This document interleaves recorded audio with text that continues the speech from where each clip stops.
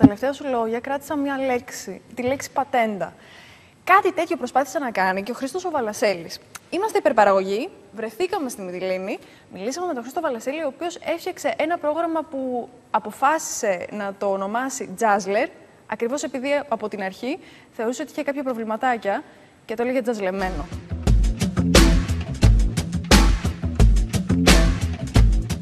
Τι είναι το Jazzler? Το Jazzler είναι ένα πρόγραμμα το οποίο παίζει αυτόματα μουσική, διαφημίσεις, ροή προγράμματος τέλος πάντων για ένα ραδιοφωνικό σταθμό. Πώς ξεκίνησε σαν ιδέα το Jazzler? Έχω και ένα ραδιοφωνικό σταθμό και τότε που είχαμε το σταθμό, είχαμε τα CD ακόμα και παίζανε τέλη δεκαετίας 90 και είχαμε από το πρωί μέχρι το βράδυ κόσμο. Ο καθένας έβαζε ό,τι να είναι.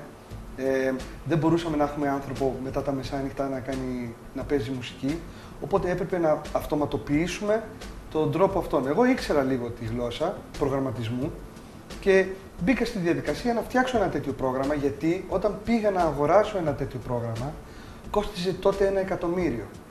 Πότε κυκλοφόρησε και πώς πήγε?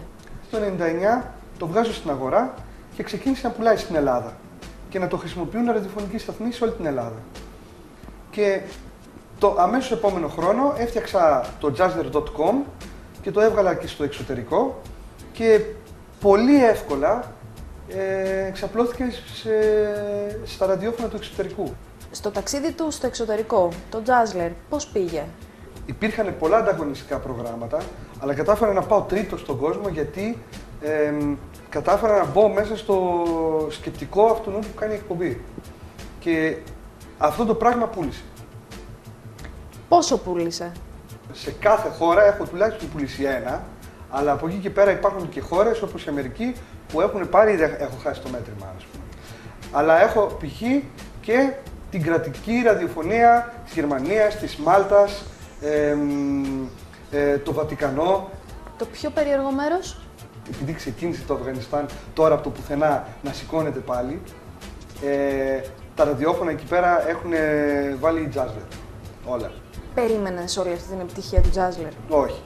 Εγώ περίμενα να είναι κάτι να βγάζω το χατζηλίκι μου, ας πούμε να... Εντάξει, βασικά δεν είχα σε καμία περίπτωση σκεφτεί πριν από 15 χρόνια ότι αυτή θα ήταν η δουλειά μου. Εγώ περίμενα να έχω ένα ραδιοφωνικό σταθμό. Και τελικά η κεντρική μου δουλειά είναι να φτιάχνω ένα software για όλους τους ραδιοφωνικούς σταθμούς του κόσμου. Ποια είναι τα επόμενα σχέδια του Χρήστου Βαλασσέλη μετά το Jazzler? Υπάρχουν τώρα πια και τα web radios, θέλω να κάνω και άλλα πράγματα. Δηλαδή, εξελίσσεται την τεχνολογία και θέλω και εγώ να πάω μαζί με αυτό το πράγμα. Υπάρχει τηλεόραση. Έχει πάρα πολύ δουλειά η τηλεόραση. Και με αυτό το πράγμα. Στην τηλεόραση πώς μπορεί να βοηθήσει ο Jazzler? Αυτοματοποίηση τηλεόρασης. Ακριβώς. Δηλαδή, όπως γίνεται το ίδιο με το ραδιοφωνικό, μπορεί να γίνει και το ίδιο με τηλεοπτικό. Ήδη έχω κάνει κάτι και χρησιμοποιείται σε πολλά τηλεοπτικά κανάλια, αλλά υπάρχει πάρα πολλής δρόμος μπροστά για να μπορέσω να κάνω ακόμα περισσότερα. Ως επιχειρηματίας που πέτυχε, τι θα συμβούλευες κάποιον ο οποίος βλέπει αυτή τη στιγμή την εκπομπή, βλέπει αυτό το ρεπορτάζ? Να το ψάξει. Να ψάξει να βρει πράγματα τα οποία δεν υπάρχουν και να το κάνει πρώτος. Το θέμα είναι να μπει στη διαδικασία, να μην πεις ότι θες από την πρώτη στιγμή, να θες να γίνεις διευθυντής, να πάρεις κάποια θέση ή οτιδήποτε. Και μπορείς να κάνεις κάτι, πρέπει να το ψάξεις.